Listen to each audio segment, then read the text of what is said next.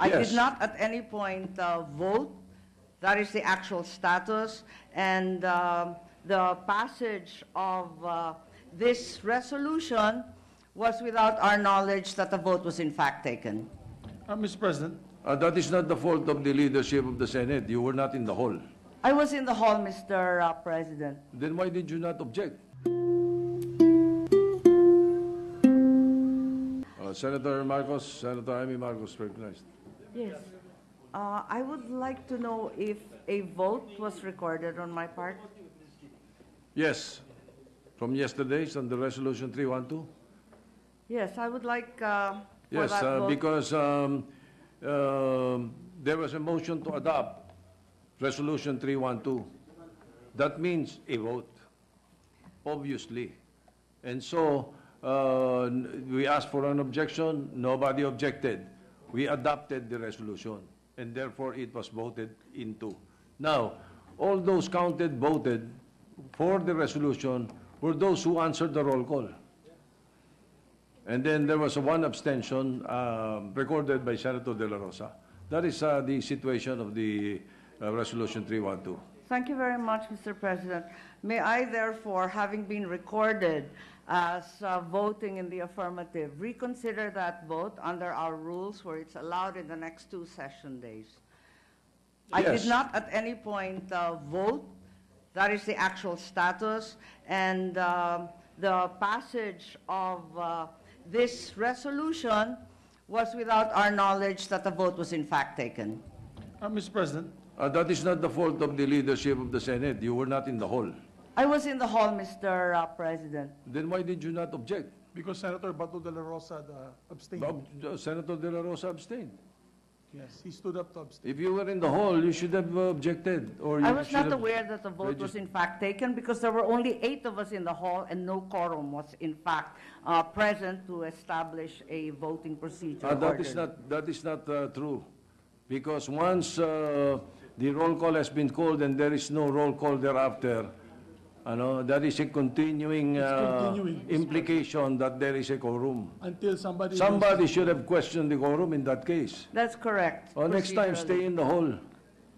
Mr. President, As I said earlier, Mr. po, I President, was actually in the proper hall. motion, Yes. just to read the rule, Rule 33 of our rules of the Senate. Section 91, any senator voted with a majority may move for the reconsideration of the measure. She's absolutely correct, Mr. President. But she has to move for the reconsideration of the measure and not her vote. And therefore, Yeah. that is the proper order that they make. And All only right. those who voted in favor can do so within the next 2 days. So with, everyone present yesterday, except Senator De La Rosa, voted in favor. So any one of you may move to reconsider the adoption of the resolution. Would the President agree to a reconsideration, therefore, of the measure? I will leave it to the body, not just the Senate President or the Majority Leader. The body will have to agree with that motion. Senator Pimentel is recognized. Why do we have to go to that extent when I believe the senator only wants to clarify her vote? That's correct. Had she been Aware. of the voting, she would have abstained. Yeah, So, well, that is we precise. should allow her to make that clarification. Correct. And that no longer touch the, go back to the review of the approved resolution. Correct. That is precisely what Senator Tolentino did. That is exactly what the Senator Tolentino did. Yes, if that's the case, I'll be very happy to correct the vote as recorded. My vote was in fact an abstention and no vote was made at all. If the President will Mr. agree. President, may I ask for a 1-minute suspension? Session suspended. Okay naman, ako lang.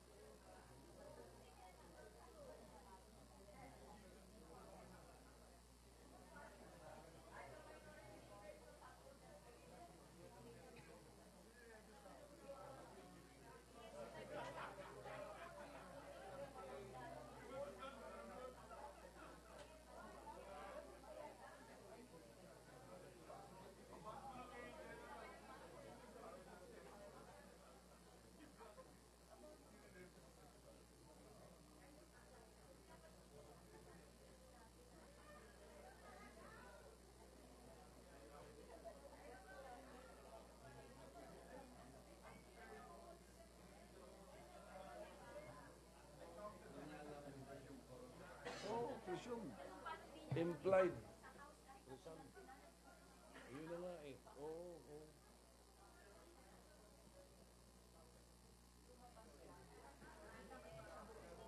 Bakit kaya?